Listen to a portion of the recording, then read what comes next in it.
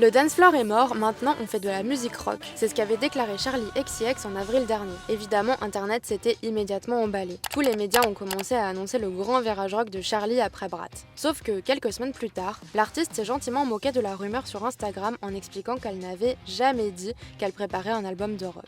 Pourtant, le 8 mai dernier, elle sort Rock Music, un morceau porté par un énorme riff de guitare autotuné, presque caricatural, comme si Charli jouait elle-même avec tous les clichés du genre. Dans le clip, elle apparaît provocante, nonchalante, accompagnée de son rock band mené par A.J. Cook, son collaborateur historique. Une esthétique volontairement excessive qui ressemble presque à une parodie de l'attitude rock telle qu'on l'a connue dans les années 2000. Même si, musicalement, les amateuristes de rock vous diront que certaines cases ne sont pas cochées, comme la batterie par exemple, pour qu'on puisse vraiment lui coller cette étiquette. Mais au fond, cette idée d'une Charli XCX rock est-elle vraiment si absurde? Après tout, le genre n'a jamais été seulement une histoire de guitare ou même de musique.